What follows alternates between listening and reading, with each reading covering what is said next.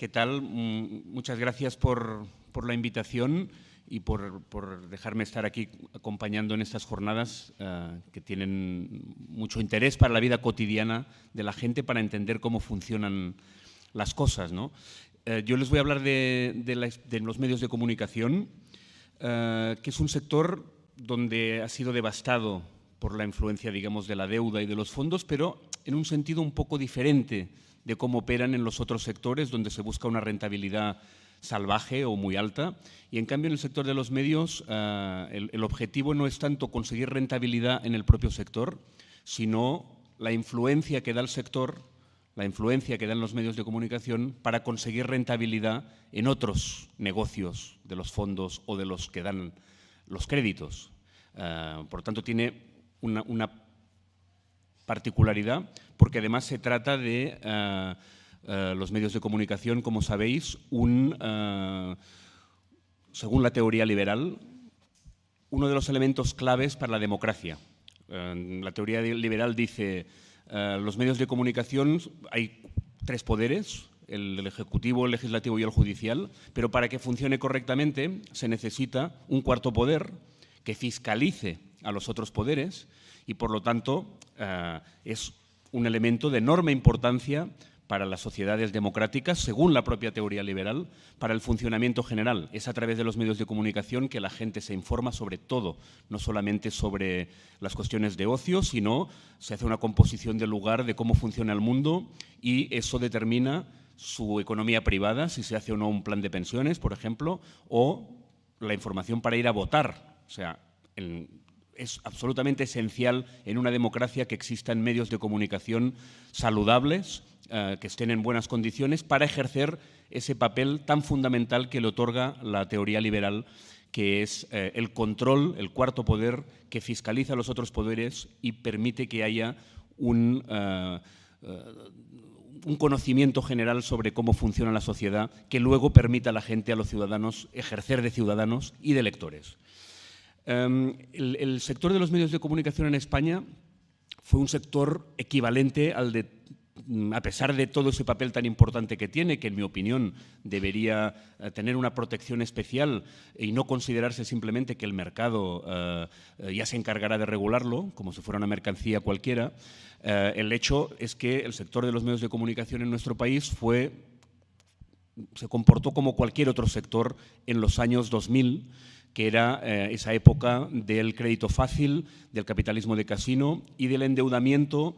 que parecía que no tenía ningún riesgo y que, por lo tanto, eras tonto si no aprovechabas esas oportunidades que el mercado te daba para endeudarte y crecer. Todos los grupos que históricamente solían ser pues, cabeceras, diarios, pues pasaron gracias a esta manguera de crédito ilimitado del capitalismo de casino a endeudarse muchísimo y a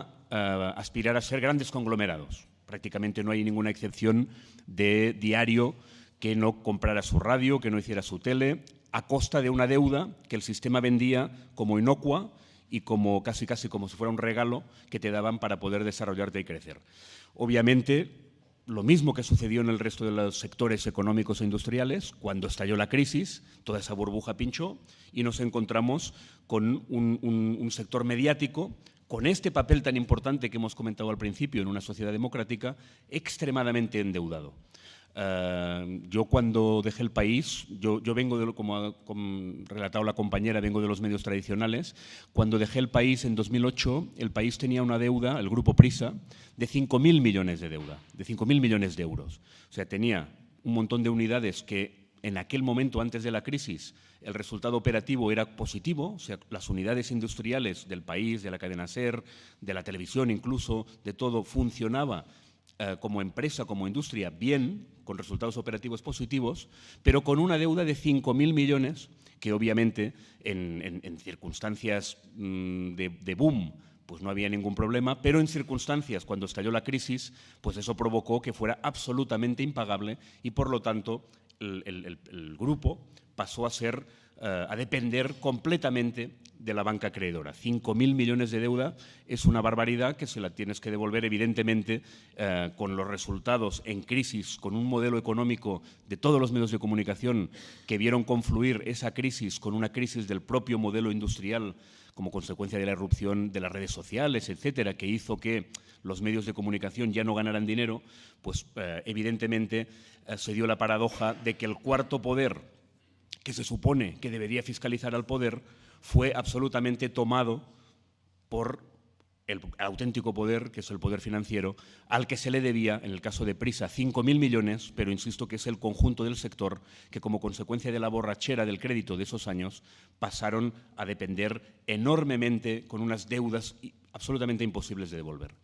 Si los medios de comunicación fueran un sector industrial como cualquier otro, habríamos visto el cierre en cadena de prácticamente todos los grandes medios, todos los grandes grupos mediáticos, porque no podían devolver esa deuda inasumible con la banca acreedora. ¿Cuál es la diferencia? Que no es un sector normal, como decíamos al principio, sino un sector con una enorme influencia a la hora de determinar a la opinión pública, de configurar la opinión pública, y por tanto lo que hizo la banca acreedora, en lugar de dejarlos caer, que es lo que habría hecho si se tratara, digamos, de unas industrias que fabricaban zapatos o vasos o lo que fuera, aprovechando esa gran influencia, se los quedaron. Hubo un trueque generalizado de deuda por acciones y pasaron a convertirse en accionistas principales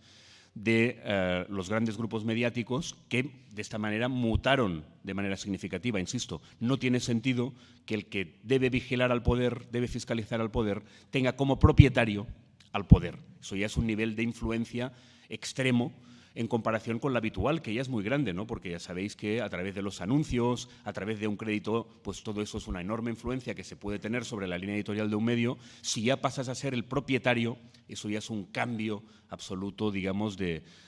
nivel en detrimento del periodismo y a favor de los poderosos, obviamente, ¿no? Hago una rapidísima esquemática cuadro de cómo estaba la cosa a principios de la década pasada, cuando todos los medios quedaron hiperendeudados, estalló la burbuja y el poder financiero se los quedó. El grupo Prisa, como os he dicho, con una deuda de 5.000 millones, quedó a manos de los nuevos accionistas que transformaron esa deuda en acciones, básicamente en aquel momento un pool bancario formado por CaixaBank, el Banco de Santander y el HSBC, que acordaros que es este banco que, pues, por sucesivos informes, es uno de los bancos más sucios del mundo, ¿no? En toda la red de blanqueo de capitales y en toda la red hacia los paraísos fiscales, el HSBC siempre está entre los primeros. Mucho parte del flujo global hacia paraísos fiscales y hacia delincuencia, de blanqueo de capitales, pues está este banco que pasó a ser accionista del diario, en teoría, del grupo mediático progre de este país, ¿no? Que es el Grupo Prisa. Unidad editorial que es El Mundo, Expansión y compañía, pasaron a quedar, son de un grupo extranjero, italiano, que es RCS, que allí está muy fuerte la banca italiana. Está Mediolano y está Intesa Sanpaolo, por lo tanto, también en el mundo, aunque muchas veces se las daba de valiente contra la banca española, pero porque era propiedad de la banca italiana. En los grandes debates sobre el sector financiero, pues obviamente aquí no había ninguna diferencia. Vocento, que tiene ABC, por ejemplo, en aquel momento pasó a ser controlado directamente, básicamente por el BBVA y el Banco Santander. Cuando fallece Botín, en el momento en que fallece Botín, el presidente del Grupo Vocento es el albacea de Botín, es el señor Rechenique, que también estaba en el accionariado, digamos, de Vocento. Imaginaros el margen de maniobra para analizar la figura de Botín si el albacea y persona de la máxima confianza de Botín es al mismo tiempo el presidente del grupo mediático que tiene que informar sobre Botín. A3 Media, que es la televisión probablemente más rentable de España y que también en ese alrededor circula el diario La Razón, pues básicamente quedó, no te diré fusionado, pero con una influencia más allá de lo normal con el Banco Sabadell, en la medida en que los principales propietarios de A3 Media y de La Razón, que son el Grupo Planeta, su propietario, la familia Lara, estaba en el Consejo de Administración del Banco Sabadell. O sea, vemos aquí una fusión contra natura entre un medio de comunicación y un banco. El Grupo Godó dependía completamente de CaixaBank, hasta el extremo de que el presidente del Grupo Godó, Javier de Godó, era vicepresidente de la Caixa en aquel momento, o sea, la fusión una vez más total. Y el Grupo Z, que tiene el Periódico de Cataluña y que es un grupo muy importante en Cataluña y en los regionales de España, también quedó totalmente a merced de CaixaBank, hasta el extremo que cuando cambió la propiedad, la negociación para vender no la hacía la familia Asensio, que era la que dirigía el Grupo Z, sino la banca acreedora, CaixaBank. Las distintas ofertas que hubo para comprar el grupo tenían que hablar primero con CaixaBank en la medida en que en la práctica era el que controlaba el grupo, pese a no estar en el accionariado, pero tenía un nivel de endeudamiento tan grande que obviamente había que aclarar primero una quita para poder ser sostenible la compra, ¿no? Este listado, digamos, no es anecdótico, tiene una enorme importancia en la propiedad de las cosas, ¿no? En la propiedad ya sabéis que hay un dicho que explica muy bien la realidad, que es quien paga manda,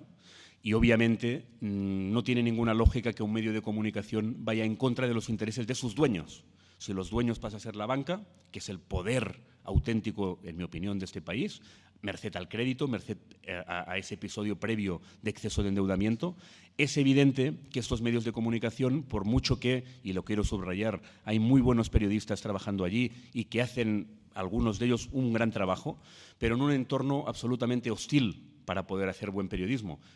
Insisto, si el propietario del medio es al mismo tiempo el poder auténtico de un país, pues evidentemente ese conflicto de intereses en un medio que tiene que fiscalizar el poder, propiedad del propio poder, pues es irresoluble y siempre se resuelve a favor del poder y en contra de los intereses de la ciudadanía, que ven cómo empeora de manera muy significativa, por mucho, insisto, de que haya buenos periodistas intentando hacer su trabajo, las posibilidades de tener información independiente que le permitan hacerse esa composición de lugar auténtica que prevé la teoría liberal, ¿no? Eso, en el caso de la banca, es especialmente duro, es especialmente bestia, no solo porque es un poder muy fuerte, sino porque domina prácticamente todos los temas que deberían ser objeto del periodismo independiente, objeto sobre todo en economía, pero en prácticamente todo, ¿no? Os pongo algunos ejemplos para que veáis, aunque seguro que ya se os vienen a la cabeza, por qué no tiene sentido, y yo no lo digo para hacer un discurso en contra de la banca. O sea, la banca tiene una misión en una sociedad capitalista de mercado pues muy importante para dar créditos y para permitir que la economía fluya, por lo menos en teoría. Pero no puede ser al mismo tiempo propietario de los medios de comunicación porque impiden que que puedan ejercer su labor de cuarto poder. Básicamente por la contradicción esa que he subrayado de que no se puede al mismo tiempo escribir mal o contra los intereses de tu propietario. Es evidente que eso no cuadra, ¿no? Y sobre todo en un país como el nuestro, donde no hay murallas chinas que separan claramente la propiedad de la redacción.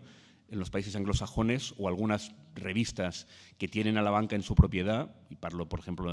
pienso por ejemplo en El Economist, allí sí que hay unas murallas chinas que verdaderamente son potentes. En España son una broma, o sea, el propietario manda sobre la línea editorial. Si tienes que hablar sobre, en ese país, a principios de los 2000, ha habido muchos estragos. El estrago de las preferentes, el estrago de los desahucios, el estrago de una economía donde las clases populares estaban siendo destruidas solo en preferentes y en desahucios. Estamos hablando de centenares de miles de personas que perdieron sus ahorros y que fueron expulsados de sus casas. En ambos casos, en esa nueva coyuntura post-crisis, el que hacía todo esto son los bancos. Las participaciones preferentes las emitían básicamente las antiguas cajas, pero no solo, que pasaron a ser engullidas por los grandes bancos, y los desahucios eran activados por los nuevos tenedores que se quedaron el parque, digamos, de vivienda de los créditos fallidos, de las hipotecas fallidas, y los que instaban a los desahucios pues eran los bancos. Si un medio de comunicación tiene que explicar bien este fenómeno, va en contra de los intereses del dueño, porque el que expulsa, el que estafa con las preferentes y el que expulsa de sus casas a las familias son el banco, el propietario del medio. Entonces, las consecuencias en la información de esto fueron brutales, ¿no? Al principio no se hablaba de ninguno de los fenómenos, tardaron años en emerger a los medios de comunicación esos auténticos estragos sociales que suponía esos fenómenos brutales, de esas prácticas brutales de la banca, y cuando emergieron, porque era imposible no hablar de unas cosas brutales que afectan a centenares de miles de familias, en los medios de comunicación emergían de una forma en que no explicaban el porqué, que es una de las bases del periodismo. El periodismo tiene que explicar el qué, pero también el por qué. Entonces, una técnica muy típica del periodismo que quiere hacer ver que habla de cosas es hacerlo desde un punto de vista del color. Tú puedes hacer unos reportajes muy bonitos explicando un drama humano de una mujer mayor que se le expulsa de su vivienda y que ha perdido todos sus ahorros, y describir muy bien las lágrimas y bueno, no digo que no sea también interesante, pero tienes que explicar por qué sucede esto. Entonces, lo que hacía el periodismo dominado por la banca es recrearse en esas lágrimas, pero no explicar que era el propietario del medio, a través de la banca, el que estaba expulsando a las familias, ¿no? Por lo tanto, ya se ve que eso es una contradicción absolutamente imposible. No solamente estos fenómenos, todo lo que el periodismo en aquel momento tenía la obligación de explicar, resulta que había la banca detrás. Cuando los medios de comunicación nos advierten continuamente de que las pensiones públicas son insostenibles, cuando evidentemente pueden ser insostenibles si no se hace nada, pero como acaba de demostrar el Gobierno ahora, se puede aplicar o recortes o aumento de ingresos, y por lo tanto no es que sean insostenibles, sino que depende de las políticas que se hagan para que sea sostenible o no. Entonces, los medios controlados por la banca todo el día dicen que las pensiones son insostenibles, y nadie explica o nadie advierte del conflicto de intereses que supone que esos mismos que te dicen que las pensiones públicas son insostenibles venden pensiones privadas, y lo que quieren es que haya un retrato social de que las pensiones públicas no sirven para que vayas corriendo a hacer las pensiones privadas que ellos te venden. Lo mismo con la sanidad. La banca son los principales accionistas de la sanidad privada, etcétera. O sea, hay tantos temas que no se pueden tocar porque el propietario es la banca, por no hablar ya de la información económica relevante de las empresas del IBEX. La banca es accionista de todos, de todas las grandes corporaciones. Por lo tanto, para el periodismo es absolutamente imposible, como consecuencia de la deuda y de la financiarización de los grupos mediáticos, abordar lo que se tiene que hacer. Como sabéis, desde entonces han nacido muchos proyectos de periodismo independiente. Somos la mayoría pequeñas moscas, pero por lo menos está